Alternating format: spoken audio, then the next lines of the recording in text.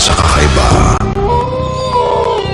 nakakakaba, mga hindi nakikita ng pangkaraniwang mata, pero nakatingin sila, hindi may paliwanag ng karaniwang kaalaman, kaya tayo na paglalaruan.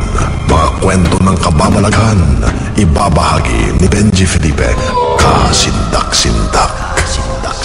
Tuwing linggo, alas 10 hanggang alas 11 ng gabi, kung nararamdaman mo lang, dapat bang paniwalaan? Kasindak-Sindak. Sa Radyo 5, 92.3 News FM.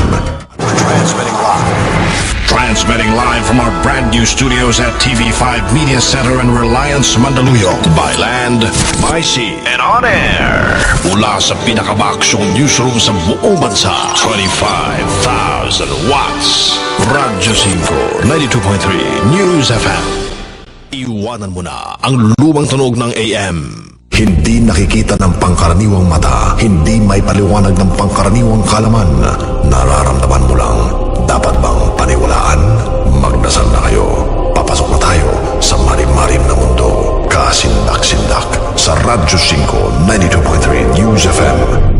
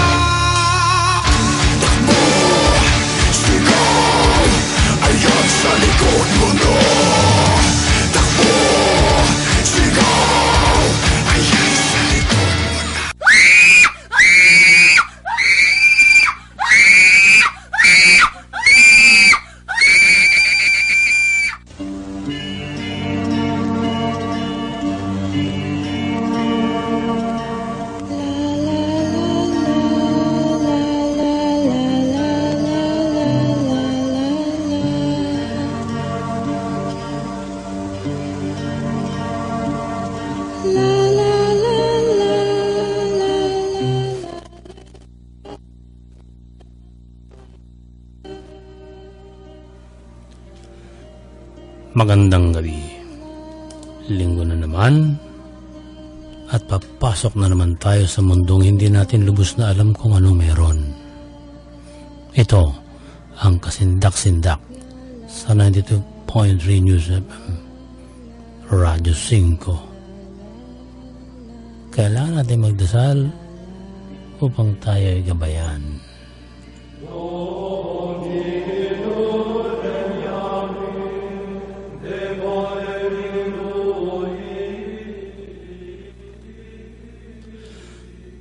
Dakilang Diyos na pinakamakapangyarihan sa lahat.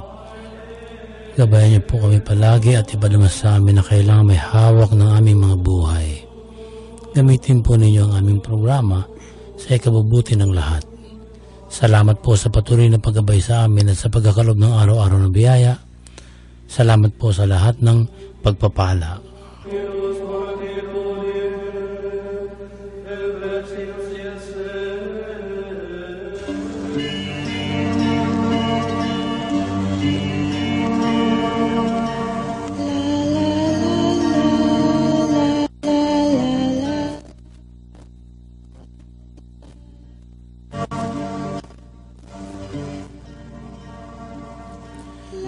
Paano palalakasin ang katawan at gagawing malikhain ang sarili? Mamaya, may sekreto kayong malalaman. Ang smartphones natin ay napapasok pala ng CIA para umispiya sa atin. Iuulat ang pagbubulgar na ito, abangan. Duwending pinaglaruan ng isang babae.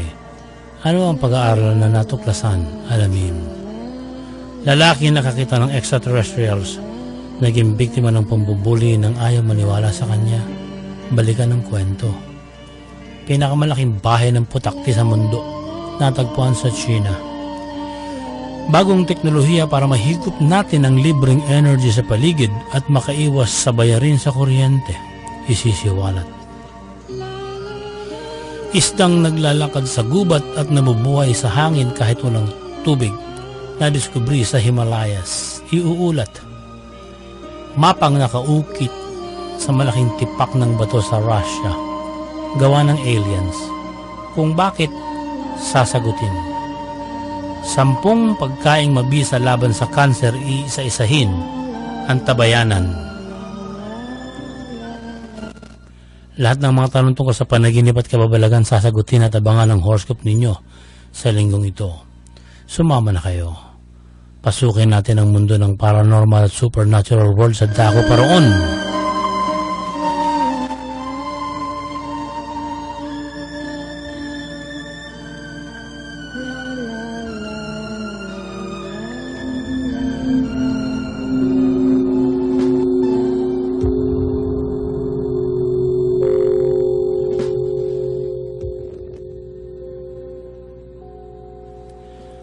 Napakarami na ng taong interesado sa mga herbal plants para manatili ang kanilang health and wellness.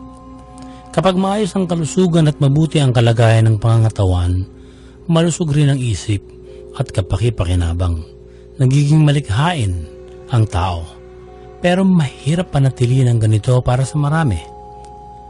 May elemento kasi na kailangang bantayan ng diet at piliin ding mabuti ang pagkain. Pipilitin din kainin kahit na ayaw natin ang pagkain.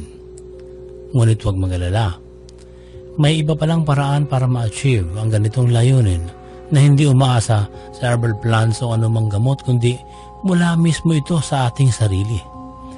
Natuklasan sa isang pag-aaral na ang tamang buntong hininga ay nakadaragdag sa well-being ng isang tao.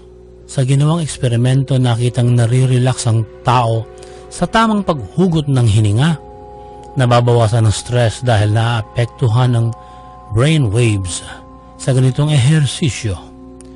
Simple ang ginawang eksperimento pero epektibo. Huhugot ng malalim na hinga ang tao papasok sa kanyang diaphragm. 2 segundo itong pipigilan at 4 na segundong unti-unting ilalabas ang hangin.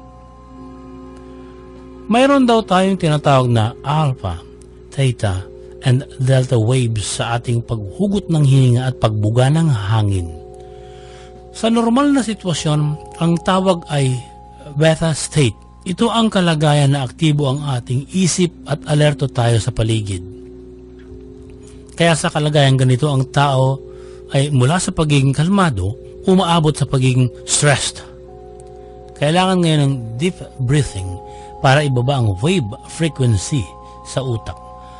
Kapag ginawa ang tamang deep breathing, nagiging alpha state ang sitwasyon at nababawasan ng stress kumpara sa beta state. Kapag patuloy ang ganitong ehersisyo, nakakamit ng tao ang theta state o o nagiging mas relax ang tao. Sundan po natin. Stress tayo sa normal na sitwasyong beta state. Kapag may tamang deep breathing, napapalitan ng beta ng theta state. Madalas na nakakamit ng tao ang theta state kapag siya ay nagsishower. Ang marahan at nakakikiliting haplos ng tubig na maligamgam sa ating ulot katawan ay nagdudulot ng relaxation. Kapag narating na ang rurok ng theta state habang naliligo, umaabot ito sa tinatawag na ibang level, ang delta state. Sundan natin, mula sa beta, naging theta, at ngayon ay naging delta state na tayo. Dito sa delta state ay lumalalim ang ating diwa at nagiging susi para makabuo ng mayayamang ideya. Kaya huwag daw masurpresa kung sa pagsa-shower ay madalas na nasasagot ang maraming tanong natin o kaya ay madalas na nakakaisip tayo ng mas mahusay.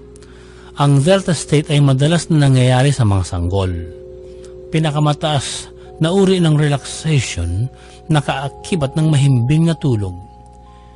Pagkasilang hanggang 2 taong gulang, ito ang madalas na nararanasan ng mga sanggol. Kaya rin naman pala, wala tayong naaalala kung gugunitain ang edad nating 1 o 2 taong gulang.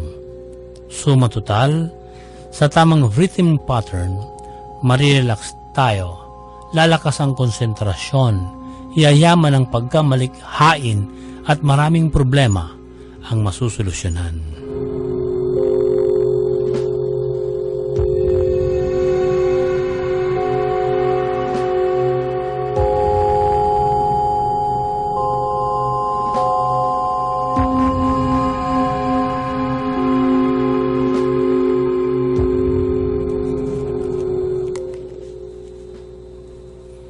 Lahat tayo'y walang katiyakan kung ligtas nga ba sa cancer o hindi. Isa itong taksil na karamdamang tunay na kasindak-sindak kapag natuklasan natin gumagapang na pala sa atin. Ang mabuting balita, hindi tumitigil ang siyensya sa pagtuklas ng mga panlaban sa kinatatakutang salot na ito sa ating katawan. Huwag mabahala. May bagong paraan muli na nasa liksik ang agham para lalo pa nating maiwasan ang cancer. Narito ang ulat na ihahatid ni Dea. Mula ito sa panulat ni Sayer G sa blog na Wake Up World. Sa loob daw ng 3 dekadang pananaliksik, nagbunga ang hirap ng ilang siyentipiko at nasagot ang tanong na ito. Ano ang pangunahing 10 pagkaing tunay na proteksyon laban sa cancer?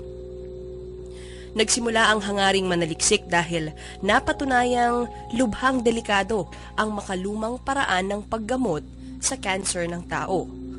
Sa makalumang paraan, pinupuntirya ang cancer stem cells sa pinakaugat ng malignancy. Pero ang cancer cells na ito ay lumalaban din naman sa chemotherapy at radiation treatment. Kaya kadalasan ay dumarami o lumalago pa ang cancer ng pasyente. At dahil dito, hindi na raw ethical ang conventional na paraan ng mga oncologist. Kaya may alternatibong paraan na inilabas ang International Journal of Molecular Sciences. Ito ang Phytochemicals as Innovative Therapeutic Tools Against Cancer Stem Cells. Mayroong daw 10 natural na substances na nagpapakitang mabisa dahil ang mga ito ay chemopreventive dietary agents laban sa cancer stem cells.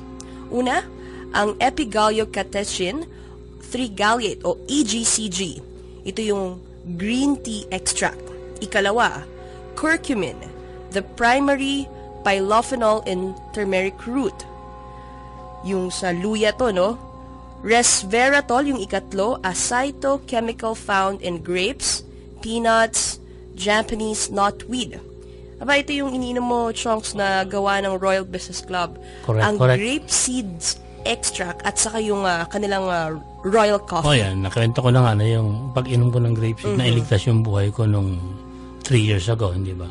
Yan, napalakas yung dugo ko. importante daw substance na lycopene. A red carotenoid found in watermelon, pink grapefruit, and tomatoes. Ika-5, pomegranate extracts. Ika-6, luteolin, a flavonoid found in peppers and various green vegetables. Ika-7, genistein, a phytochemical found in soy, red clover, and coffee. Ika-8, piperine, a phytochemicals found in black pepper. Ika-9, beta-carotene, ito, an orange carotenoid found in various vegetables. At ika-10, sulforaphane, a sulfurous phytochemical found in cruciferous vegetables. Sabi pa sa isinulat ni Sayer G., ang pagkakatuklas ng phytochemicals ay paraan para piliin nila ang pag-target sa cancer stem cells na naging daan para sa makabagong cancer treatment. Sa ngayon kasi ay highly toxic o nakalalaso na raw ang ginagamit na synthetic anti-cancer drugs sa ating organs. Ito rin pala ang dahilan kaya humihina ang immune system ng mga pasyente na may cancer. Ang synthetic anti-cancer drugs na nakalalason. Para po higit ninyong malaman ang 10 natural na gamot kontra sa cancer, i-upload namin ito sa Kasindak-Sindak Facebook page. Manaliksik po kayo para lubos na mabatid ang kahalagahan ng 10 ito. Ulitin natin. Una, yung epigallocatechin 3-gallate, a green tea extract. Ikalawa, curcumin, the primary polyphenol in turmeric root. Ikatlo, resveratrol, a phytochemical found in grapes, peanuts, Japanese knotweed. Meron yan yung Royal Business Club, yung grapeseed extract at saka yung Royal Coffee nila, naglalaman ng naturals na substance na ganon. Ika-4, ang lycopene, a red carotenoid found in watermelon, pink grapefruit, and tomatoes. Ika-5, pomegranate extracts. Ika-6, luteolin, a flavonoid found in peppers and various green vegetables. Ika-7, genistein, a phytochemical found in soy, red clover, and coffee. Ika-8, piperine, a phytochemicals found in black pepper. Ika-9, beta-carotene, an orange carotenoid found in various vegetables. At panghuli, sulforaphane, a sulfurous phytochemical found in cruciferous vegetables.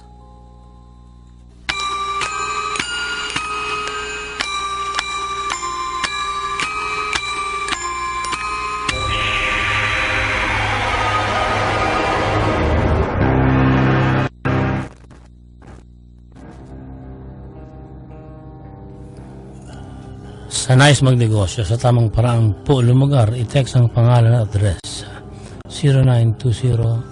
0920-903-0601. Ito ang Royal Business Club. Marami ang hindi natakot sumubo kaya ngayon esensado na sila. Huwag kayong matras kung gusto niyo umunlad. Marami na kaming nakita na umasenso, sumama kayo. I-text ang pangalan 0920-903-0601. Tatawag po sa inyo ang kasama nating si Benedict Agabao para tayo magkakaugnayan lahat. Ulitin natin, 0920-903-0601. I-text ang pangalan at lugar kung saan kayo nakatira. Huwag naman eksaktong address. Yung lugar lang para alam ni Benedict Agabao kung paanong hahati-hatiin ang pakikipag-ugnayan sa bawat seminar sa inyong mga lugar. Sa October 16 hanggang October 18, nasa Royal Business Club Taiwan branch si Benedict ha. May libreng seminar siya sa mga nais magnegosyo sa mga OFW dyan sa Taiwan. October 16 hanggang 18, Royal Business Club Taiwan branch. Samantalang sa October 27 naman, araw ng Martes po ito, dyan lang sa Marikina pupunta si Benedict Agabao para sa seminar din ng Royal Business Club.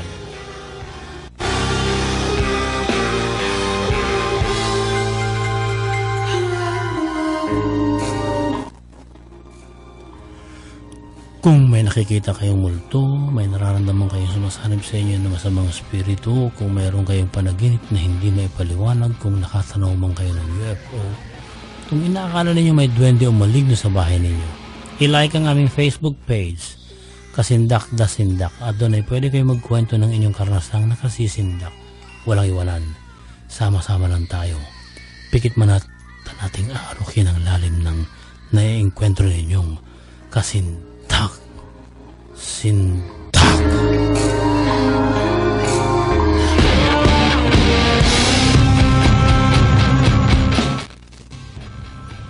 Ang oras ay alas 10:27 ng gabi. Magpapara muna tayo ng mga paalala. Magbabalik pa tayo para sa marami pang kwento.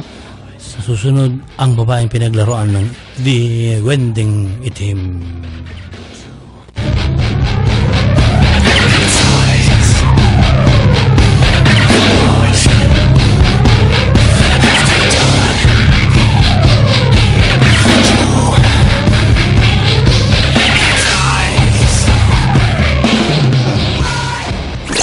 Magbabalik ang paborito mong programa pagkatapos ng ilang paalala dito sa Radyo 5 92.3 News FM. Bakit ang daming colors ng My Phone Rio ko? Para pag feeling palaban ako, I can use Sporty Green. Pag makulit naman, Zesty Yellow. Pag feeling cool, may Ice Blue din. Ngayon, Romantic Red ang gamit ko kasi lalabas kami. Alam mo na kung sino. Ano man ang mood ko, may My Phone Rio para dito. Only from My Phone. Wala ka sa phone ko. Kahit saan man mapunta, basta't may My Phone kang dala. Ikaw ay laging online sa My Phone Online. Ang pinaka-wanted na programa sa radyo. Ang pinaka-wanted sa mga humihingi ng katarungan. Wanted sa radyo. Hahabulin at haharapin ni Mr. Action Man, Idol Raffy Tulfo. Pinakahalang. Hindi naman maglalakas loob siguro yung siraulong yan, sir. Eh kung wala ako siguro tumutulong dyan sa uhuging yan. Pinakapasaway. Sige, I'll listen to you. Sige, sir. Dahil sa Miss Tulfo ka, akala mo man, kayang-kaya mo na. Hindi sa porket attorney ka, akala mo kaya-kaya mo rin ako. Wanted sa radyo. Kasama ang kakampi ng mga inaapi.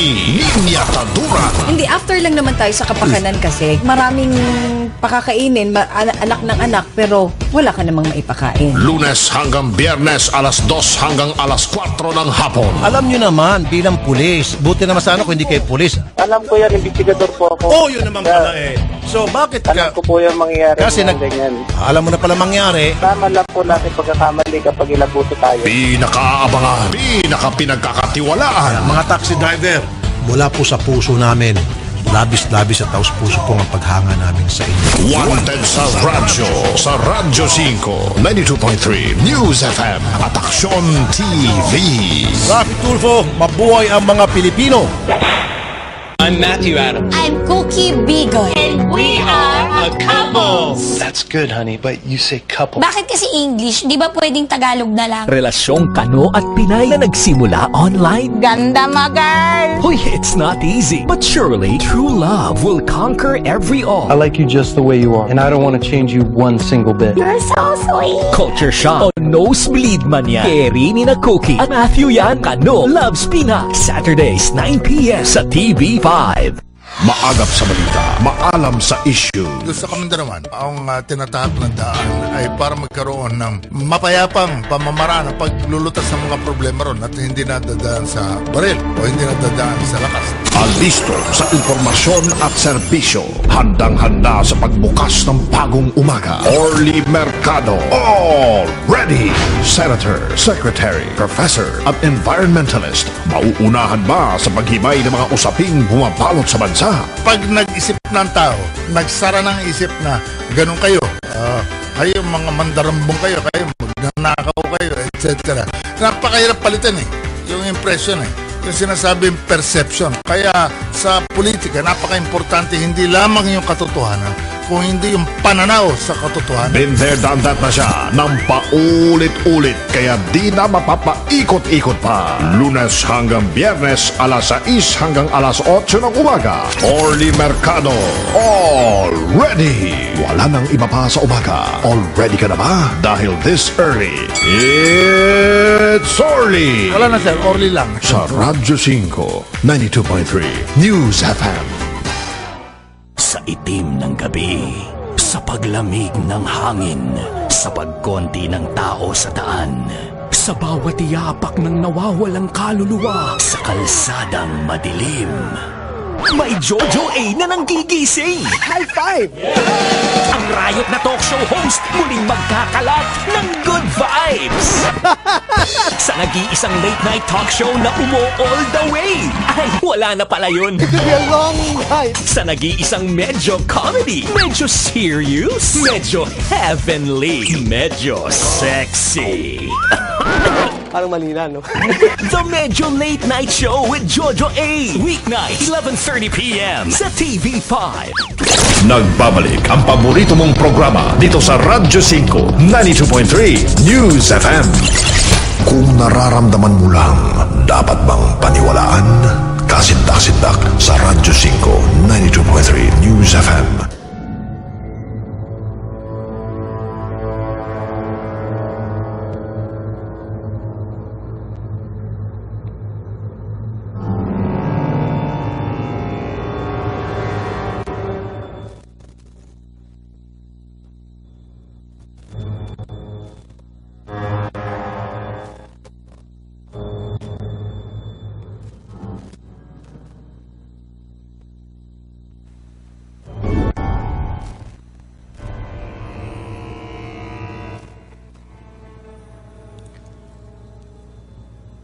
Sa unang tingin parang isang ordinaryong dalaga lang si Mila. Pero nababalot ng kababalaghan at misteryo ang kanyang buhay at pagkatao. Matagal na ang kwentong ito sa amin. Mahal na araw nung nakarang taon nung unang sinaniba ng masamang espiritu si Mila habang siya nasa kanilang bahay. Bayolente at nanlilisik ang mga mata ni Mila habang pinagtutulungan siyang kalmahin ng mga kamag-anak. Kakaibang mga salita ang kanyang sinasambit. Naglalaway at pinagpapawisan siya ng malamig. Nakahihindik ang kanyang itsura. Kumalaba lamang siya at napaalis ang masamang espiritu na sumapi sa kanya matapos daw na bendisyonan ng pare. Ang buong akala ng lahat dito na magtatapos ang kalbaryo ni Mila. Ngunit ilang araw lang ang lumipas, nabulabog ang kanyang pamilya nang bigla na lamang siyang magsisigaw sa kalagitnaan ng pagtulog. Sabi ni Mila, isang maitim na anino ang bigla na lang dumagan sa kanya at nais siyang pagsamantalahan. Pilit siyang nanlaban, kaya sinakaldi umano siya ng malahalimaw na aninong ito. Akala nila isang bangungot ang nangyari kay Mila, pero ilang beses na naulit sa kahimbingan ng kanyang pagtulog ang kanyang nararanasan. Bigla niyang nararamdamang may malamig na kamay na humaplo sa kanyang mga binti. At habang unti-unti niyang nilalabanan ay pahigpit naman ang pagkapit sa kanya. Hanggang sa siya ay namimilipit na sa sakit at nagpupumiglas na. Kung hindi siya gagambalain sa kanyang pagtulog ay ginugulo naman si Mila ng sinasabing masamang espiritu sa umaga sa pamamagitan ng pagsanib daw sa kanya. Makailang ulit na sinaniban daw si Mila at sa tuwing mangyayari ito ay naglalaway siya at pinupunit niya ang kanyang damit. Nang ipatawas siya sa isang albularyo, sinabi nitong pinaglalaroan si Mila ng isang itim na duwende at gusto siyang pakasalan upang dalhin sa mundo ng mga engkanto.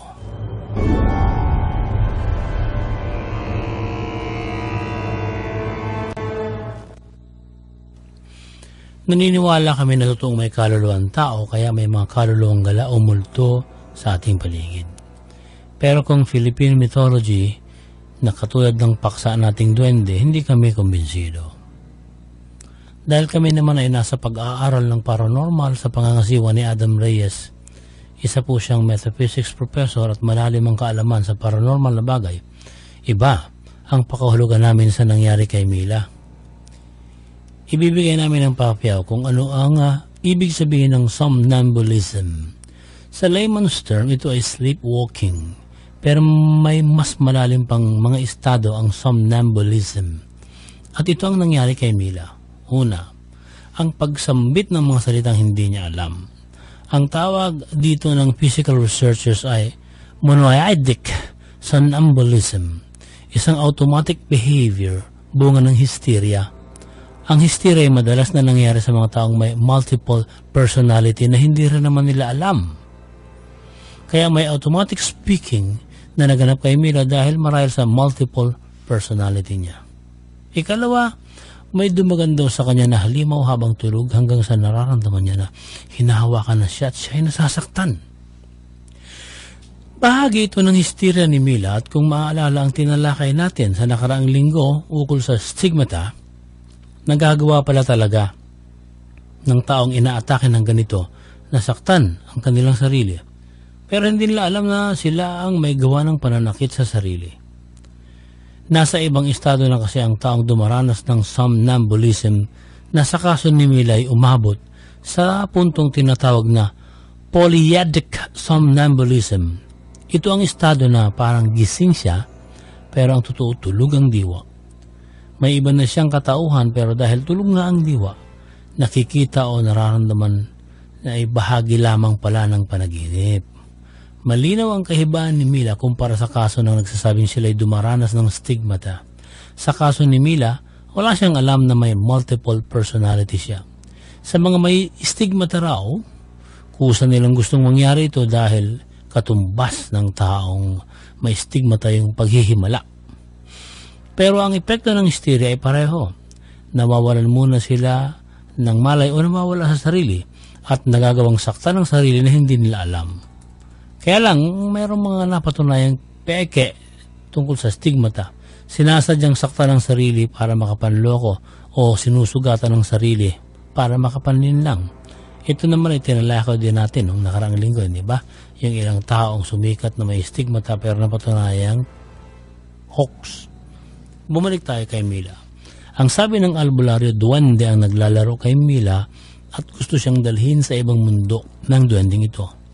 Malinaw po na ang albularyo ay naghahanap buhay. Hindi natin kailangan maasahan na sabihin nilang walang kababalaghan kundi isang medical condition ang nagaganap. At malay naman natin baka wala rin talagang alam ang albularyo sa binabanggit nating scientific explanation gaya ng kaso ng somnambulism. At kung alam man nila ito, ay malamang na hindi nila ibubulgar para nga kumita sila. Dapat sila ang bida at dapat mapaniwala nila ang pasyente na katulad ni Mila at ang mga kamag-anak nito na mayroon talagang nagaganap na kababalaghan. Doon, sisingil ang albularyo sa expertise daw nila na palayasin ang masamang espiritu. Na wala naman talagang masamang espiritu, kundi ito ay pinantatakot o pinapanakot lamang ng mga albularyo para pagkakitaan ang sinasabing sinasaniban o kamag-anak ng inaatake raw ng masamang espiritu. Sana po ay malinaw sa inyo ang somnambulism na isang medical condition na aming binabanggit batay ito sa pag-aaral ng mga physical researchers at halo ito sa aklat na aming binabasa tungkol dun sa pagbasag sa mga occult at pagbibigay ng scientific explanation sa mga mysticism.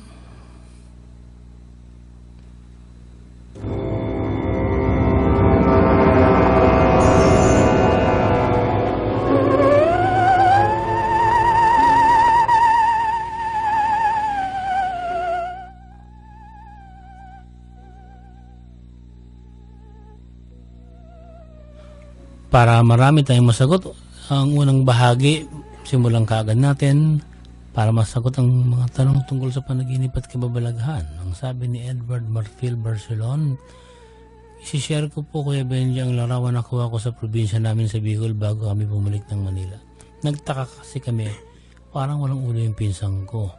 Yung paligid po malinaw. Naka 360 po yung camera nung kinuha ko yung larawan na yan. Ask ko lang, ano masasabi nyo?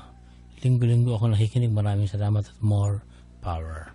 Ang picture ay sisilipin kong mabuti ngayon. Parang walang ulo ang kanya. Oo nga, no? Parang nawala ng ulo ang kanyang pinsang nakatayo. Nakakasindak ito. Oo. Siguro, pag nakita ito ng mga sumusubaybay sa ating Facebook page, hindi nila masasabing Photoshop kasi nawala yung ulo pero nakalitaw pa rin yung bahagi ng bakod na dapat matakpan ng ulo at malinaw na malinaw yung picture. Hindi ko masasagot kung ano itong pangyayaring ito. May gusto lang akong sabihin, tanongin din kay Edward para ma-message niya ulit sa atin. Edward, ano ba yung gamit mong camera nitong kuha mo na to sa inyo? Kasi usually, especially Chong, sa pag-panoramic view, for example, sa iPhone, pag nagalaw mo lang ng onte, kasi dapat pag ganun siya parang from left to right or 360 view ka. Pag nagalaw mo lang ng onting slight lang nagalaw, pwedeng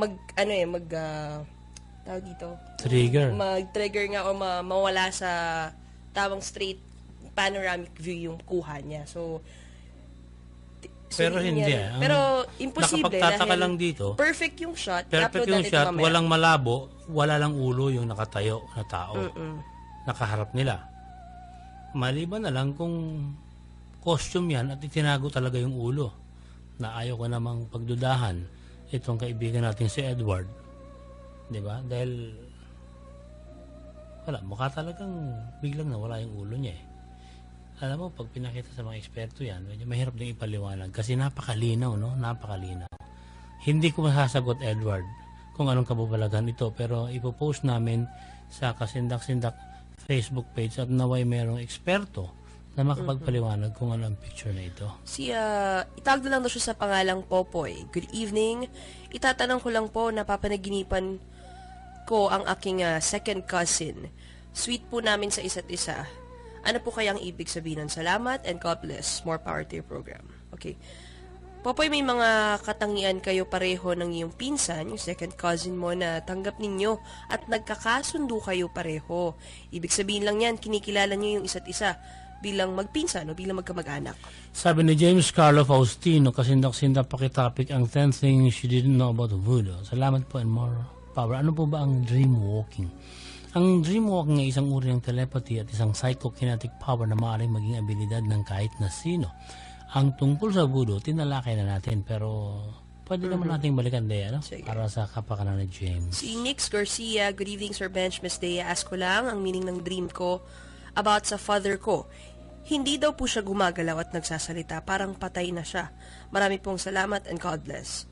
Kapag napapanaginipan natin ang ating ama, sumisimbolo ito sa kapangyarihan at proteksyon. Nix, kailangan mong pagkatiwalaan ang iyong sarili, no?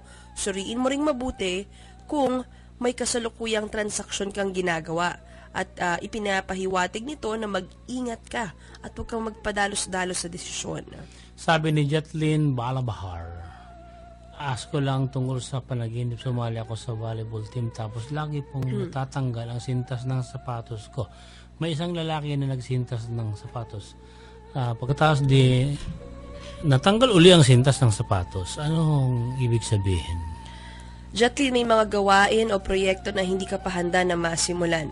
Marahil may mga relasyon o sitwasyon din sa iyong waking life na hindi ka pa handang mag-move forward. Gayunpaman, no, may mga tao sa paligid mo na tinutulak ka pataas upang suportahan ka at handa naman sila sa mga pagsubok na iyong mararanasan. Handa ka nilang tulungan sa mga pagsubok mo na nararanasan.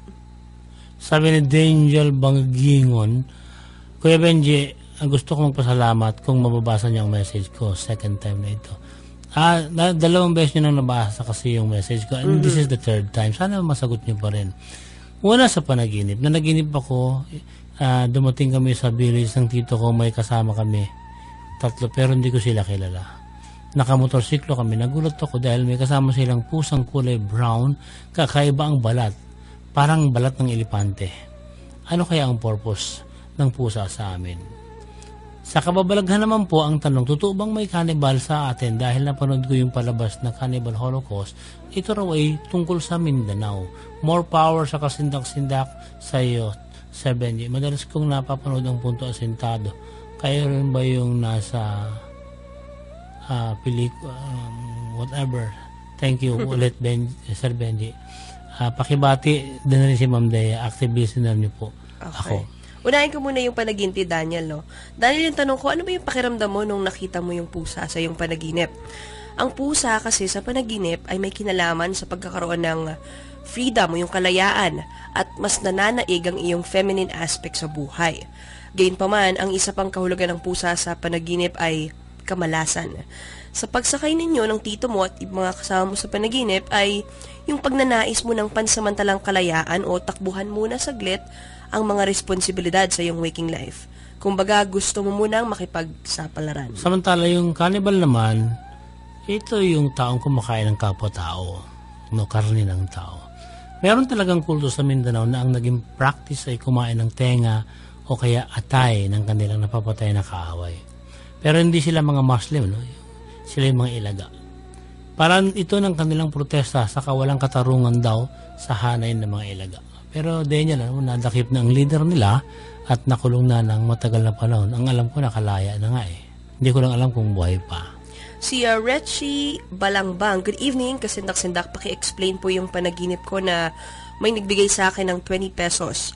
Marumi at nilaban ko ito. Thank you and more power sa kasindak-sindak.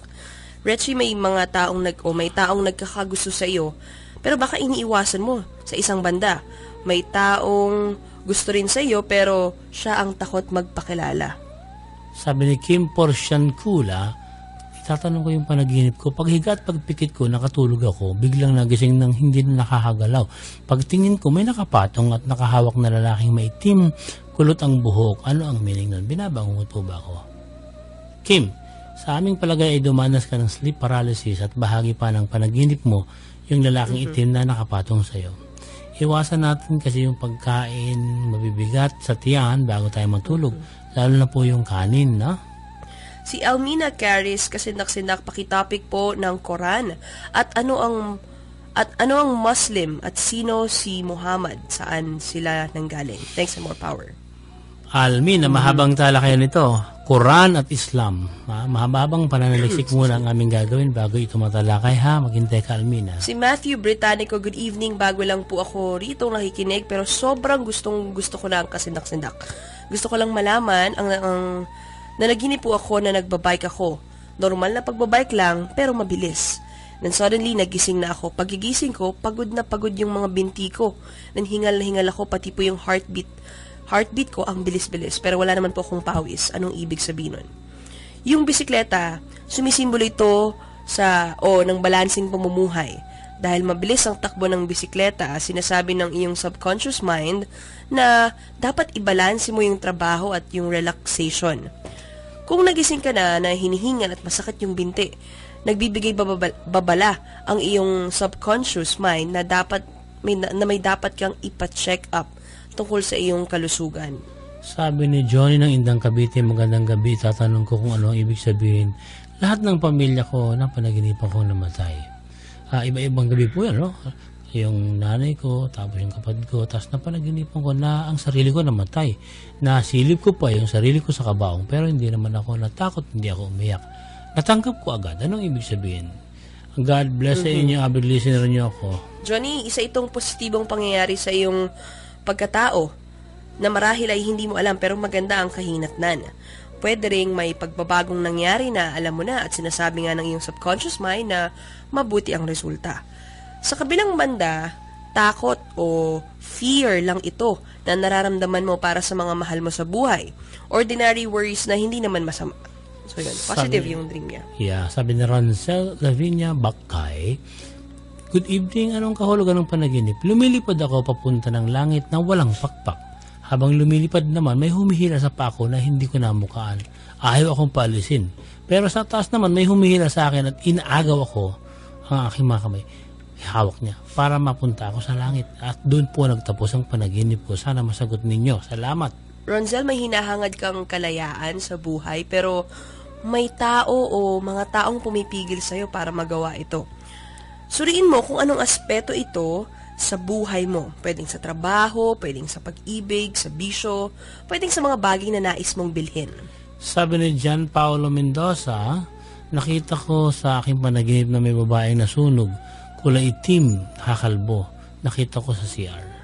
Tapos, 2 years ago, nakita ko siya sa CR namin nakasilip. Kung ano ang nakita ko sa panaginip noon, ayun din ang nakita ko lang talaga. ng mga panahon yan, wala akong takot na naramdaman. Salamat. Sana mabasa ninyo in More Power. Marami po akong natutunan sa inyong programa. Alam mo, kakaiba dyan ang naranasan mo. No? May panaginip na tinatawag na prophetic dream. Nagkakatotoo ang nakikita sa panaginip. Pero ang kaibahan, na naginip ka ng multo at nakita mo ang multo sa iyong waking life, no? Pero hindi ka taka-taka na ang ating subconscious mind ay kumakalap ng advanced information sa kung ano ang mangyari kahit mahabang panahon pa bago ito maganap. Ang tanong lang namin, nung makita mo ang sunog na babae 2 years ago, ano ang estado mo? Bagong gising ka ba noon o inaantok pero pinipigil mo lamang ang tulog, no? Kasi ang nangyari nung nakita mo yung sunog na babae, wala kang naramdamang takot na hindi naman ito normal. Palagay ko, ikaw ay nasa hypnagogic state. Ibig sabihin, baka panaginip pa rin nakita mong babaeng sunog sa iyong CR. Mamaya, magkakaroon pa tayo ng mas maraming pagbasa, pagtalakay sa tanong tungkol sa panaginip at kababalagan, pero iuulat muna ni Dea sa atin ang mga kwento sa agham.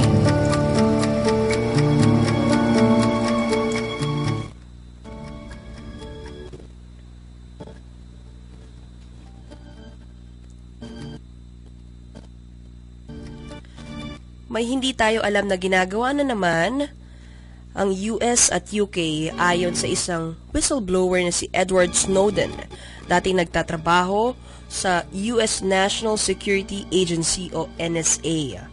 Ibinulgar ng dating Central Intelligence Agency employee na ito sa panayam ng BBC na may kakayahan ang malalaking bansa na mag-espiya sa bawat isa sa atin sa pamamagitan lamang ng isang text message na coded sa mga smartphone.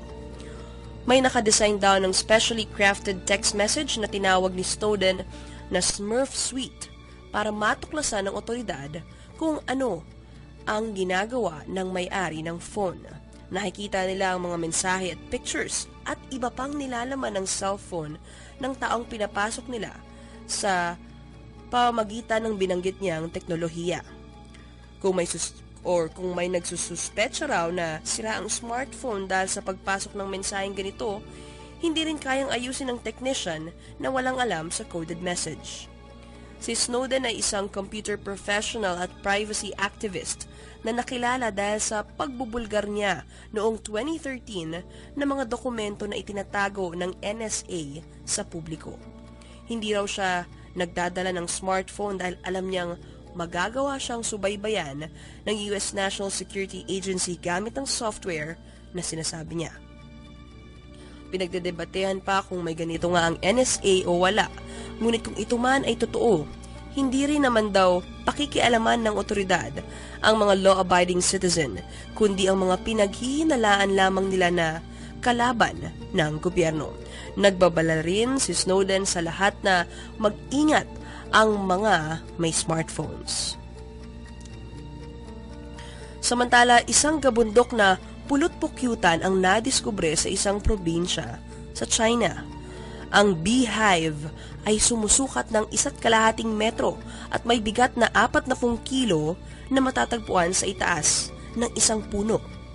Ang kamanghamanghang istruktura ay nakita ng isang nagngangalang Wu na ang pakay ay kumuha lamang ng mga kabute sa kakahuyan sa Hunan Province. Pinausukan nila ang pulot-pukyutan upang magambala at tuluyang umalis ang mga bubuyog. Ibinenta ni Wu at ng kanyang 2 kaibigan ang nadiskubre sa isang mayamang negosyante. Silipin ang pinakamalaking bahay ng putakti sa aming Facebook page, Kasindak-Sindak. Nakakita naman noong 1999 ang Russian scientist ng kakaibang uri ng mapa na nakaukit sa malaking tipak ng bato. Ang mapa ay tumutukoy sa Ural region sa Russia at sa unang pag-aaral ay binigyan ito ng edad na 3,000 years old. Pero sa masusing pag-aaral, lumitaw na ang mapa ay may edad na hindi bababa sa 1,200 years old. Ibig sabihin ay hindi ito gawa ng sinaunang mga tao dahil wala pala silang kapasidad na gawin ang ganitong bagay. Ang katibayan ay may inscriptions din ang mapa na may undecipherable language dahil walang nakakaalam kung sino ang gumawa nito. Tinawag na lamang ang mapa na The Map of the Creator at pinag-aaralan pa kung ito ay gawa ng ancient alien race. Sa pananaw ng ancient alien theorist, ang mga extraterrestrial ay lumalapag noon sa planetang Earth para ituro sa mga naabutang Homo sapiens ang kanilang kaalaman sa mataas na uri ng sibilisasyon, hanggang nag-iwan na sila ng kanilang DNA para tumalino ang lahi ng tao. Silipin sa aming kasindak-sindak Facebook page ang lumang mapa sa malaking tipak ng bato. Kahit isang iglap lamang, nasilayan ang sinasabing UFO noong 1977, nag-iwan ito ng matinding memorya para kay Dave Davis na ngayon ay 49 anyos na. Isa si Dave Davis sa 14 na estudyanteng nakasaksi sa paglapag di umano ng isang UFO sa kanilang eskwelahan sa Wales, Great Britain. Ang pagkakasaksi ni Davis ay bahagi ng tanyag na UFO phenomenon sa lugar na tinawag na Broadhaven Triangle Mystery. February 4, 1977 nang makakita si Davis at kanyang mga kaklase ng kulay dilaw na tila hugis sigarilyong object mula sa papawirin at lumapag sa kanilang football field. Kasama ng mga estudyante, ang kanilang head teacher at sinabing may humanoid figure na lumabas mula sa unidentified flying object na kulay silver ang mga outfit. Para patunayang hindi lamang guni-guni ang nakita ng mga estudyante, pinagdrawing silang lahat kung ano ang itsura ng sinasabing mga alien na kanilang nasaksihan. Halos iisa ang lumitaw na itsura ng humanoids na sinasabi mula sa kanilang sariling obserbasyon. Para kay Davis, iyon ang hudyat ng isang buhay na hanggang sa ngayon ay inaagaw pa rin ang atensyon ng misteryong naganap. Mula noon hanggang ngayon ay hindi na siya huminto sa paghahanap ng sagot kung ano ba talaga ang UFO at ang alien. Ngunit hindi naman daw madali ang kalagayan niya, sapagkat noong bata pa pala siya ay naging biktima siya ng mga kaklasing bully na sinasabing kasinungalingan ang kanyang kwento tungkol sa mga nilalang na kanyang nakita. Hindi raw basta pambubuli ang ginagawa ng iba, kundi nakakasakit talaga ng loob. At ang masama pa, may talagang pisikal na pananakit ang ginawa sa kanya ng ilang kaklase na hindi naniwala na meron talagang aliens. Hanggang sa ngayon na meron nga talagang alien pero hindi niya masasagot kung saan sila nagmula, sino sila at bakit sila naparito.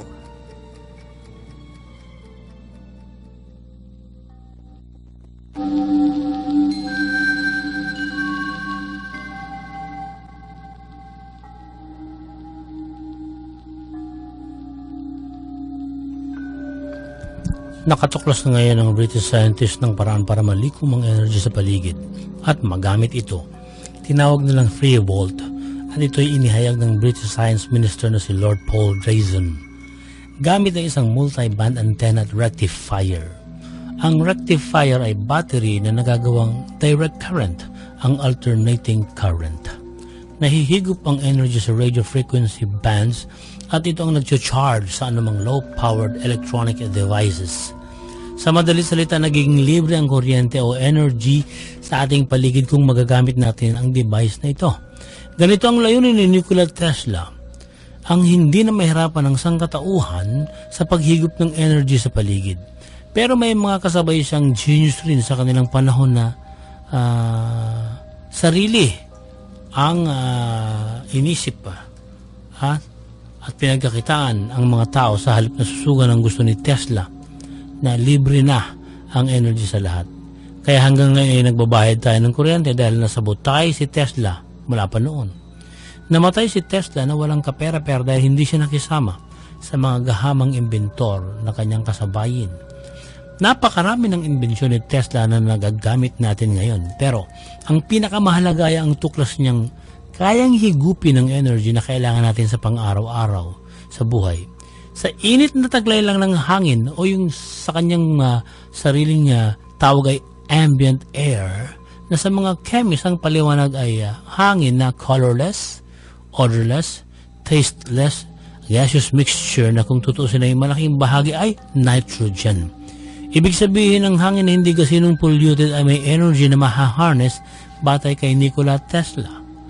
May ginawa si Tesla na self-acting engine noon na isang machine na ang energy ay galing sa ambient air. Patunay na kaya nating lumikha ng kanya-kanyang kuryente kung may suporta ang gobyerno. Sabagay, may energy pa rin sa ngayon kahit mula sa solar, wind at hydro. Hindi nga lang libre.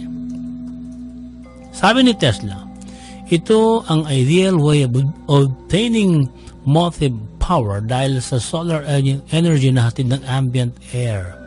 Isipin natin, kung walang tigil ang pag-ikot ng self-acting engine na gawa ni Tesla, wala tayong babayaran ng kuryente, wala tayong bibiling gasolina o krudo, makakakuha tayo ng walang kamatayang enerhiya na libre, bawas pa sa polusyon. Ang pagkakaiba ng tuklas ni Tesla sa tuklas ng British scientist ngayon, sa bagong reinvention ng device na ito, hindi na ambient air ang hinihigop ng energy kundi mula sa radio frequency ang energy. Ngunit iisa ang prinsipyo, may libreng energy sa paligid natin. Companies have been researching how to harvest energy from Wi-Fi, cellular, and broadcast network for many years. But it is difficult because there is only a small amount of energy to harvest, sabi ni Drayson. Upang ipamalas ang kanilang tuklas, naglatag ng loudspeaker sa lecture hall si Drayson. Saka hinigop ang radio wave energy sa paligid ng speaker para gamiting pang-charge sa cellphone at gumana naman ang cellphone. Dahil dito, inaasahang sa darating na panahon ay hindi na natin kailangan ng plug para mag-charge sa electricity at magbahid pa ng kuryente dahil wireless energy na ang mahihigop mula sa paligid para i-charge ang electronic device natin. Siguro kaya ang transistor, radio, ang tablet o cellphones natin, pati laptop. Baka kalaunan, pati air conditioning unit at refrigerator ay makaya ng kargahan ng energy ng bagong device na ito. Lahat ito ay nakasalalay naman sa gobyerno ng bawat bansa. Kung gugustuhin nilang mabawasan ang hirap ng mamamayan, sila ang unang kikilos at gagawing prioridad ang pagkalap ng energy sa paligid. Pero kung patuloy na korap at pansarili lamang ang aasikasuhin ng mga namumuno, patuloy nilang hahawakan ng mga tao sa leeg sa pamamagitan ng monopolya sa enerhiya. Gaya ng kasindak-sindak na nagaganap sa kasalukuyang panahon, ang malalaking negosyante at mayayamang ang kanang may hawak at nakikipagsabuatan sa gobyerno para manatiling nakasandal sa binibiling kuryente ang mga tao.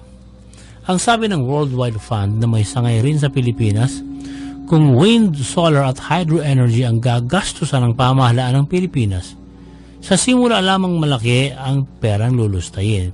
Pero kalaunan ay magiging maluwag para sa lahat at giginhawa ang buhay ng maraming mamamayan. May bonus pang pagligtas sa kalikasan.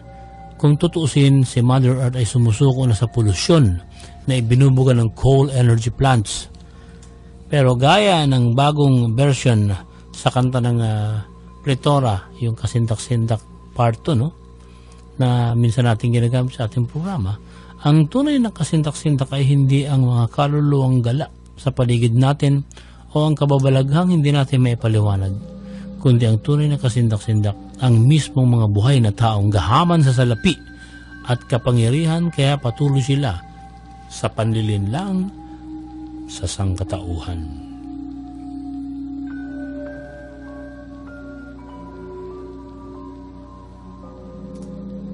Pakinggan nyo to.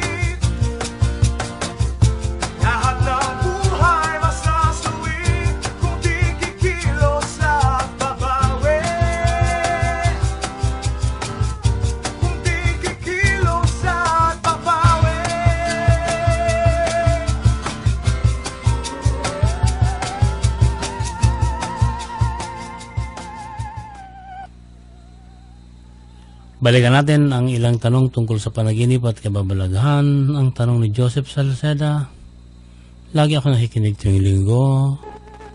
Tatanong ko lang, ano ang meron sa utak ni Albert Einstein? Genius po. Totoo bang nakagawa siya ng time machine? Hindi po. Kailan po makakapunta sa planet Mars? Hindi pa natin alam. Si Blanca Flor Nemesio Jr. Good evening, kasindak-sindak. Anong ibig sabihin ng panaginip kong may babaeng nakaputi?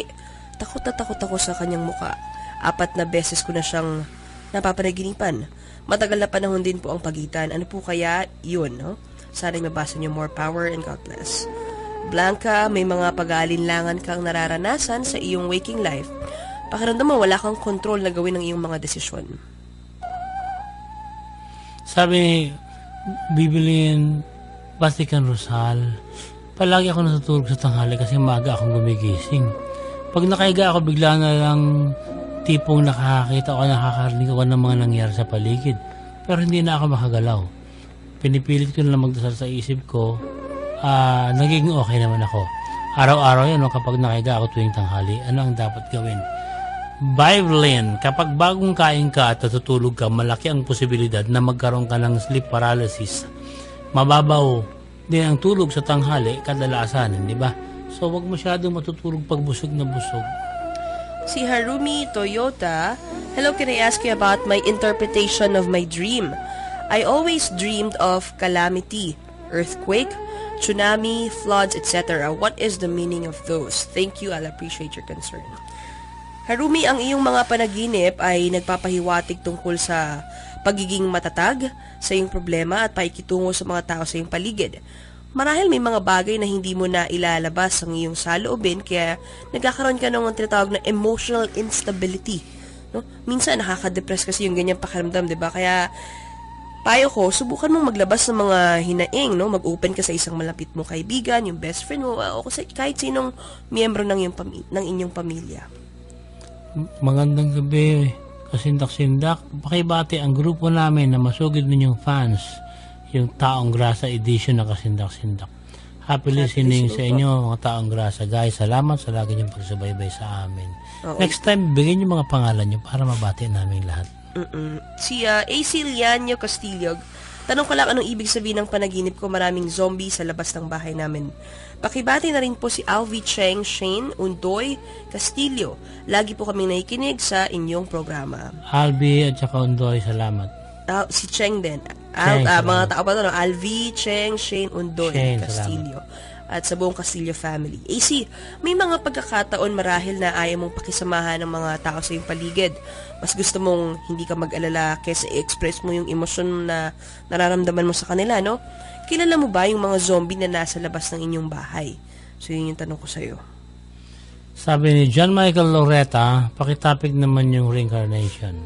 Ang reincarnation na request mo ay napaksaan na namin. Pero tatalakayin pa natin, Michael, sa susunod na pagkakataon. Dahil marami pa rin siguro ang mga bago nating tagapakinig ngayon. Ha?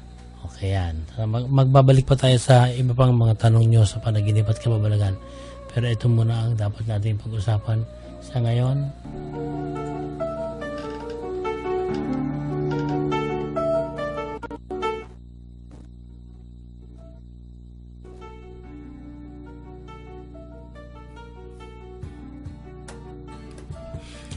Madalas tayong tinatanong ng ilang tagapakinig, may sirena ba o syokoy? Madalas din natin pinaliliwanag ng Filipino mythology na aswang, tikbalang nuno sa punso, manananggal, kapre at duwende. Kagaya ng tinlaki kanina, hindi po sila totoo. Pawang katang-isip lamang sila.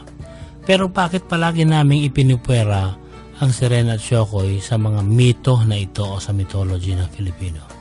Kasi iba ang kalagayan ng nilalang ito kumpara sa mga nabanggit sa unahan. Ang Filipino mythology na naturon ay sinasabing sa liblib ng mga lugar o baryo o sa mga kagubatan na ninirahan o nakikita. Samantalang ang sirena at syokoy sa karagatan nakikita o naninirahan. Sa makatuwid magkaiba ang mundo nilang ginagalawan. Dahil mas madaling magalugad ang kalupaan kaysa karagatan, madaling alisin ang kaisipang may nabubuhay na aswang, tikbalang, nuno sa punso, manananggal, kapre at duwende. Kasi wala pang dokumentadong investigasyon ang mga paranormal investigators na nakapag-record na may ganito nga mga uri ng nilalang. Sa mga larawan nga, ang mga lumilito na ganito hindi rin conclusive kung ano talaga. Ngunit kapag nilalang sa karagatan ng pag-uusapan, walang nakatitiyak kung ano pa ang makikita natin sa pinakailalim nito. Dahil hindi pa talaga kayang marating ng tao ang pusod ng dagat. Nabanggit natin kaninang Worldwide Fund o WWF na nais mangalaga sa kapaligiran sa lahat ng sulok ng mundo. May bago silang tuklas na lugar na hindi dagat pero may mga nilalang nakakaiba. Pwedeng panlupa ang nilalang, pwedeng pandagat. Pinaniniwalaan na ang Eastern Himalayas region ang tunay na pinanggalingan di umano ng kinatatakotang Yeti o Bigfoot. Sa paggalugad ng ilang scientists sa kagubatan ng Himalayas, nagulat sila sa mga natuklasang ibang mga uri ng nilalang ng mga halaman, isda, amphibians, mammals at iba pang hindi nila kilalang hayop na hindi pa natin nakikita. Ang pinakakagimbal-gimbal ay ang blue dwarf walking snakehead fish. Nabubuhay ang isdang ito sa lupa dahil kayang huminga ng hangin sa loob ng ilang araw na walang tubig at nakapaglalakad pa samantalang siya ay isang isda. Pero ang kinasisindakan ng WWF ay hindi ang mga nilalang na hindi may paliwanag, kundi ang mismong mga taong walang pakundangan sa pagpaslang sa mga hayop sa ating mundo. Sabi ni Ravi Singh, ang CEO ng WWF India at siya ring chairman ng WWF Living Himalayas Initiative, hindi nila alam kung paano ililigtas ang kagubatang ito sa Himalayas mula sa deforestation, poaching, mining, at kasama ng posibleng kamatayan ng mga naroon na hayop, sanhi ng climate change. Pagbabago ng klima na maging tayong mga tao ay unti-unti ring mauubos, kundi kikilos at babawi gaya ng kantang pinatugtog ko kanina.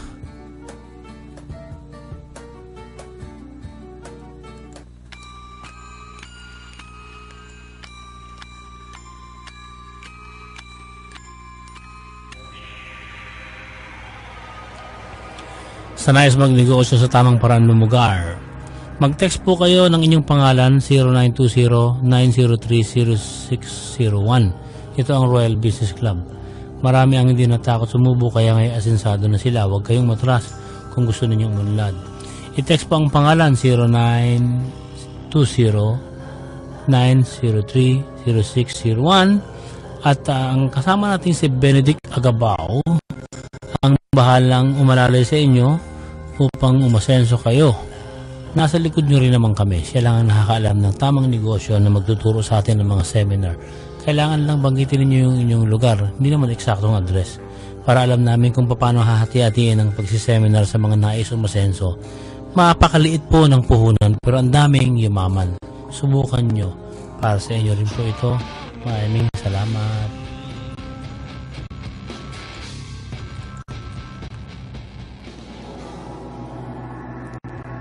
Ibigay mo, Dea, ang ating horoscope sa linggong ito.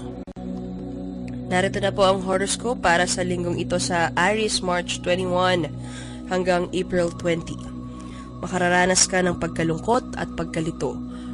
Mapag-iisip ka kung tama nga ba ang iyong tinatahak na landas sa buhay. Pakiramdam mo man na wala kang pinatutunguhan, mapagtatanto mo pa rin sa huli na may mga magandang pinatunguhan lahat ng iyong sinakripisyo at pinagpaguran. Taurus, April 21 hanggang May 21, magandang ideya ang pagtatayo ng negosyo, katuwang isang matalik at pinagkakatiwalaang kaibigan. Magiging maswerte ang inyong negosyo dahil pareho kayong may angking talento at sipag. Panatilihin ninyong buo ang inyong loob at pagsasama. Gemini, May 22 hanggang June 21. Hindi biro ang ipinakita mong sipag at galing sa trabaho. Kung kaya naman, magbubunga ito ng respeto at pagpuri mula sa ibang tao. Titingalain ka nila bilang isang taong hindi lang mahusay, kundi rin mapagkakatiwalaan. Pangalagaan ang iyong kredibilidad. Cancer, June 22 hanggang July 22. Maganda ang takbo ng mga bagay-bagay sa iyong buhay, trabaho at karera. buhay, pag-ibig at pamilya. Sa kabila nito, tingin mo ay meron pa rin kulang. Hindi ito masama pero huwag kang magpadalos-dalos sa mga bagong bagay na iyong nais pang simulan. Leo, July 23 hanggang August 22, hindi mo matatagpuan ang iyong pinapangarap na pag-ibig kung wala ka namang gagawing hakbang. Huwag matakot na magpakilala o kausapin ang taong napupusuan. Kung wala ka pa namang nakikita, subukang lumabas-labas at makihalubilo sa iba. Virgo, August 23 hanggang September 23. Huwag apurahin ng mga bagay-bagay. Lahat ng nanaisin sa buhay ay magiging abot kamay kung matututo kang magtiyaga at magsakripisyo. Hindi mo ito makukuha sa madaling paraan, pero tiyak namang magiging sulit lahat ng iyong pinagpaguran. Libra, September 24 hanggang October 23, magiging abala ka sa maraming bagay sa trabaho. Halo-halo ang maganda at pangit na balita. Huwag panghihinaan ng loob sa mga masasamang balitang kaharapin. Panatilihin ang positibong pananaw. Scorpio, October 24 hanggang November 22. Magkaroon ng kumpiyansa sa sarili. Wala kang mararating kung pangungunahan ka lagi ng hiya at takot. Magkaroon ng inspirasyon o taong iidoluhin para iyong masundan ang kanyang magandang yapak sa buhay. Sagittarius, November 23 hanggang December 21, ang pagkakaroon ng masayang tahanan ay isa sa mga bagay na magbibigay sa iyo ng tunay na kaligayahan. Mapagtatanto mo na higit sa pera na iyong pinagpaguran, ang pinakamahalaga sa lahat ay kung para kanino mo ito inilalaan. Hindi hangad ng iyong pamilya ang sobra-sobrang yaman. Ang nais lang nila ay makasama ka. Capricorn, December 22 hanggang January 20. Inaakala ng lahat na lagi kang masaya. Ang hindi nila alam ay marami ka ring pinagdaraan ng lungkot at problema. Sa kabila nito, ipagpatuloy mo ang palagi ang pagkakaroon ng masayahin at positibong pananaw dahil nagiging inspirasyon ka sa iba. Aquarius, January 21 hanggang February 19, iniisip mong bumili ng maraming bagay dahil riwasa ka ngayon. Marami kang sobra sa iyong pera, bunga naman ng iyong sipag at syaga. Sa kabila nito, matutong kontrolin ang iyong sarili. Huwag bilhin ang sa tingin mo ay luho na. At Pisces, February 20 hanggang March 20. Maging maingat sa pagdedesisyon. Sa mga panahong ito, aatakihin ka ng pagkalungkot at pagkalito. Kaya huwag pangunahan ng matinding emosyon. Pairalin ng isip higit sa lahat. I-upload po namin sa aming kasindak-sindak Facebook page ang inyong horoscope ngayong linggo upang masundan ninyo. Pati na rin yung nakakasindak na larawang pinarating sa atin na putol ang ulo ng kanyang pinsan.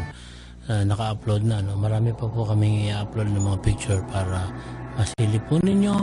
At narito ang ikatlong bahagi ng pagsagot sa panaginip at kababalaghan na padala ninyo.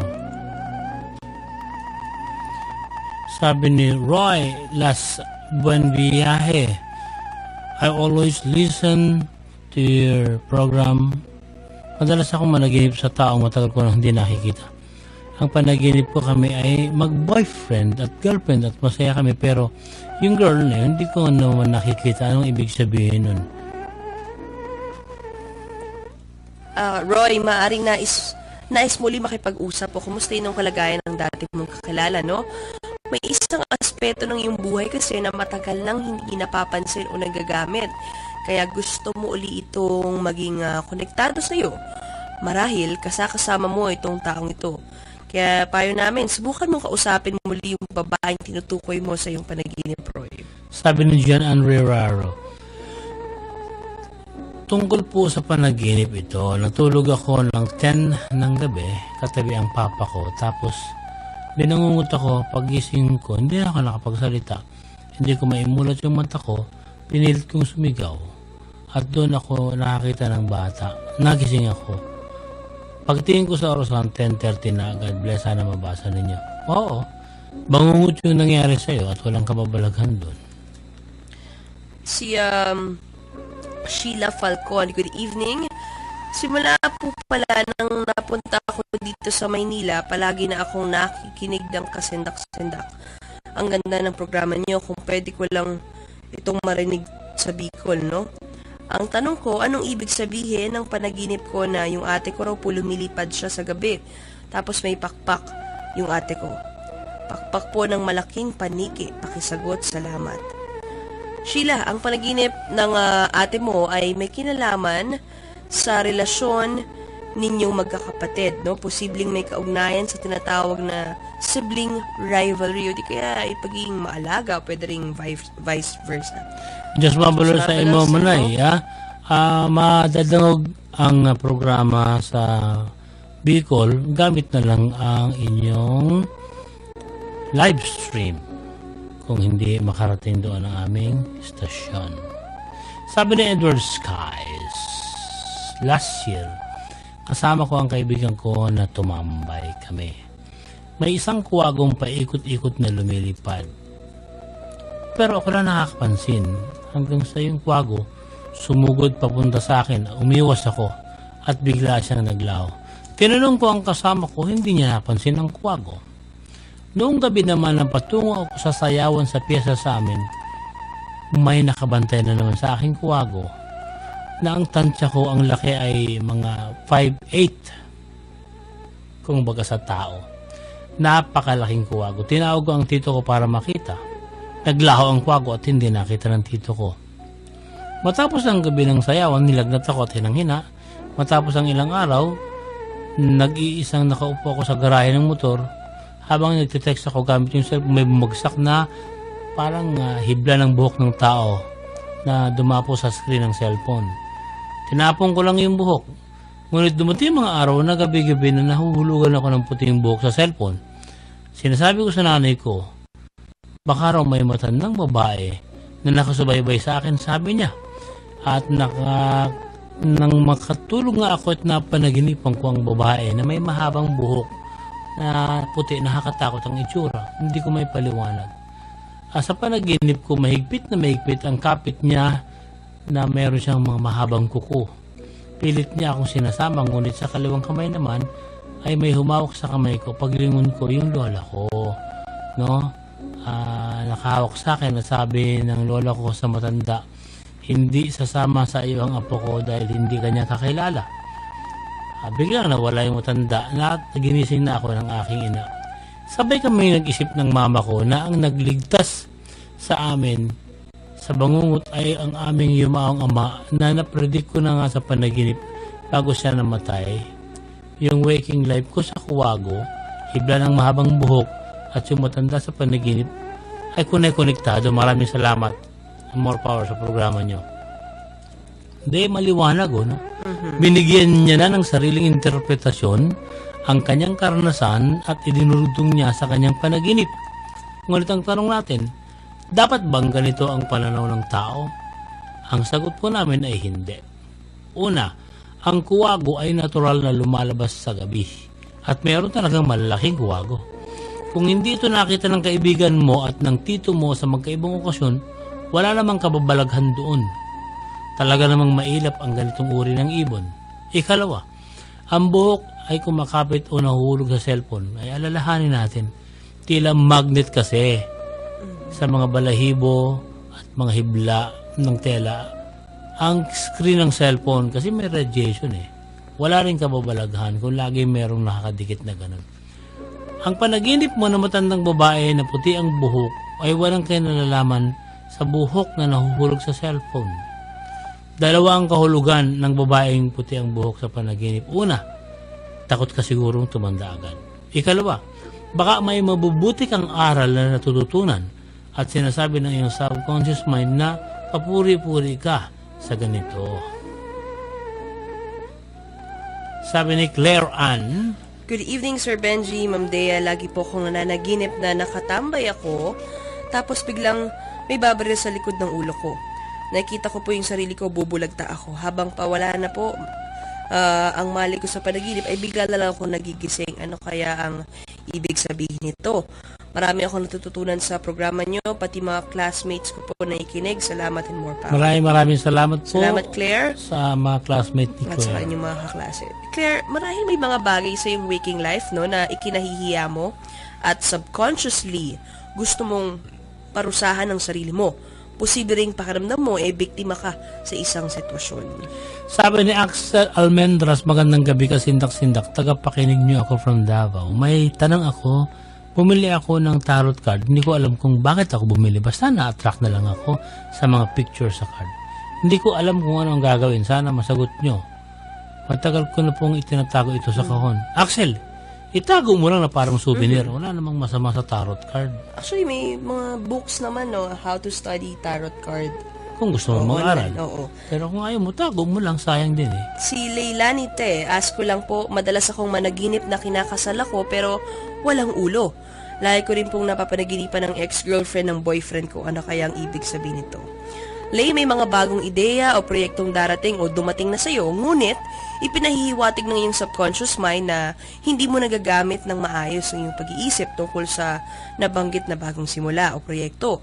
Kailangan mo sigurong mag-focus at maging klaro yung isip mo para makamit ang mga gusto mo sa buhay. Sabi ni Rochelle Cañares, tanong ko lang, may posibilidad ba na makipag-usap ang taong nasa future at nasa past? Sana mabasa ninyo. Maraming salamat. Nakikinig ako palagi sa inyo. God bless you. Rochelle, kung mapatutunayan na nag-exist yung time machine at nakakapag-atid siya ng tao sa iba't ibang dimension, ay may posibilidad na mag-usap ang tao sa past at ang tao sa future. Si Joy David, good evening Sir Benji. Nais ko lamang itanong kung anong ibig sabihin ng panaginip ko tungkol sa yumao kong lola. Isang taon na po siyang patay. Sa panaginip ko ay umiiyak siya. Nag-CR ako noon at nahulog po yung kwintas na suot ko. May pendant siya na krus, kulay tanso. Pinulot ko yun at pagtingin ko sa aking mama ko, katabi na po niya yung lola ko. Nakalutang na parang usok, tumutulo po yung luha niya. Tinanong ako ng mama ko kung bakit. Sinabi ko na si lola katabi niya, kaso wala daw po siyang makita. Papalapit po sa akin si lola habang umiiyak. Sa sobrang takot po ay nagdasal na lang ako ng Aba, Ginoong Maria. Ano kayang ibig sabihin nun? Lagi kaming nakikinig sa inyong programa. Pabati po ang mga kasamahan ko dito sa BMB Hair Enterprises. Maraming salamat and more power. Happy listening sa mga kasama ni Joy. Joy, yung panaginip mo nagre-representa sa iyong relasyon, no? At yung paghahanap mo ng tinatawag na unconditional love. Ang pakiramdam mo, may isang tao na connected ka na sa kanya at marahil overwhelmed ka sa emosyong nararamdaman mo sa kanya. Sabi ni Vanessa Francisco, ano ang ibig sabihin ng panaginip na unicorn? Baby pa yung unicorn, nasa loob ng bahay yung unicorn, lipad ng lipad. Ako naman, habol ng habol. Naabutan ko po siya at lilipad ulit. Oo, Vanessa, nagre-representa lamang ito sa magandang hinagap at pag-asang natatamasa mo sa iyong waking life. Yan. Luigi Boy sa Dueste Yango. Sir Benji, magandang gabi. Nakikinig ako ng kasindak-sindak palagi.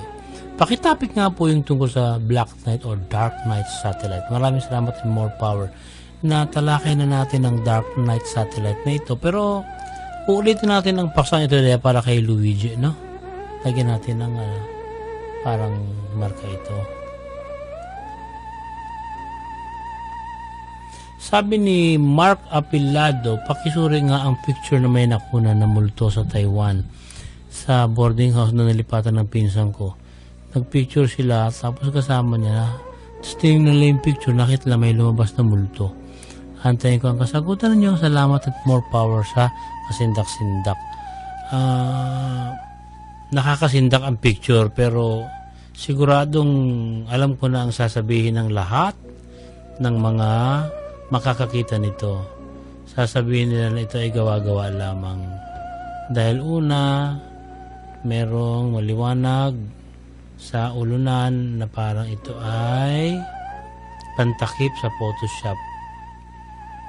No? Pangalawa, parang merong mga guhit na ito ay galing sa isang frame. Pangatlo, tinakpan ng mga sinampay ang bandang ibaba. Kaya parang ito ay tsaka di ba may Photoshop mga lamang. online app na pwede mong lagyan ng mga nakakatawa. Parang ito ay application pero hindi malinis ang pagkakagawa kasi nakikita pa yung frame na pinanggalingan ng original na picture ng babae na akala mo multo. So, pero ipapakita ko pa rin dito sa lahat ng mga tagapakinig natin para sila nang magsabi kung ang picture na pinadala ni Mark ay authentic o hoax lamang.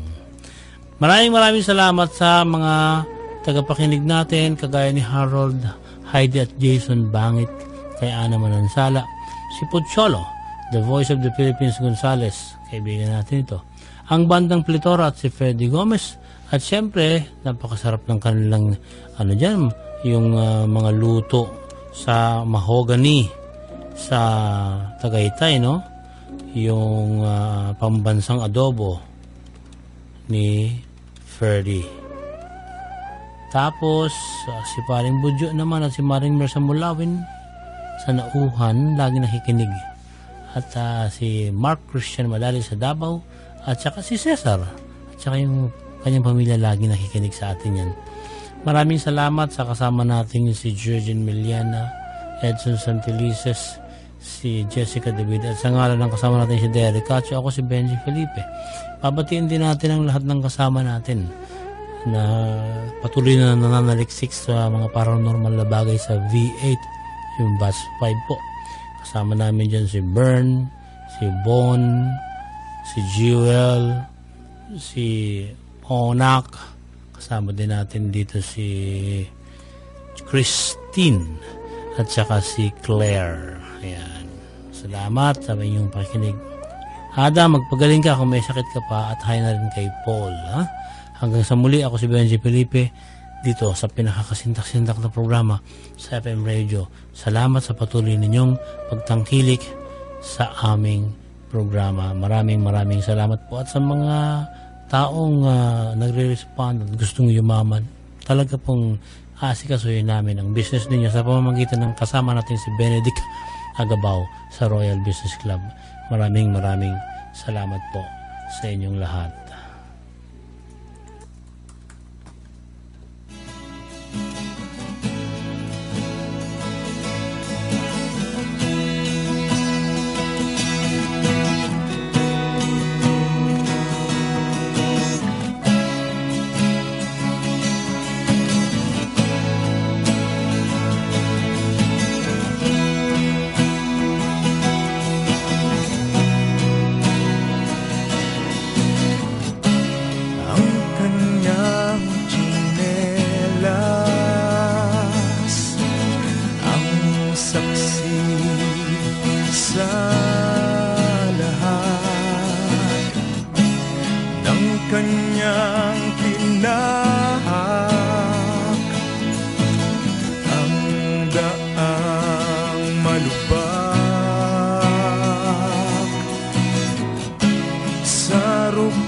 ng swelas, siya'y nagpagkatatag at naging huwarang lingkod na matapat. Ang kanyang tsinelas kasamang sumukat sa taong mayaman, maging sa mahirap, sa mahabang lakad, iwalang nangarap na tayo'y gabayan sa buhay na payak. Diyos mabalos manoy, maraming salamat. Pilit mo inuwid liko naming landas, di kayang burahin ni alat ng dagat. Tsinelas mong babad sa mabuting palad, ang di pa matuto sa aral mong lantad. Tsinelasin mo ko, konsensyang matigas. Ang kanyang tsinelas napudpod sa gasgas, na walang sinayang sa patak ng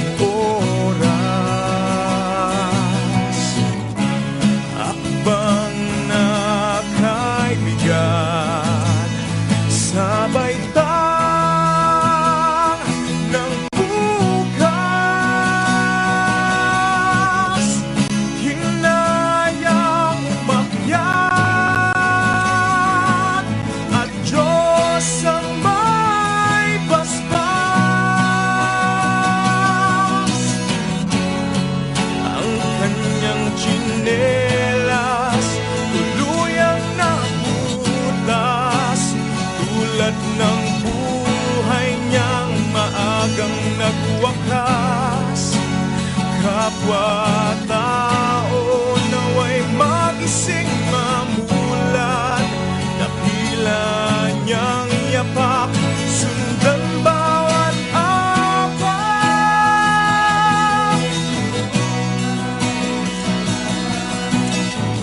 Pilit mo, inuwid liko naming landas, di kayang purahin ni alat ng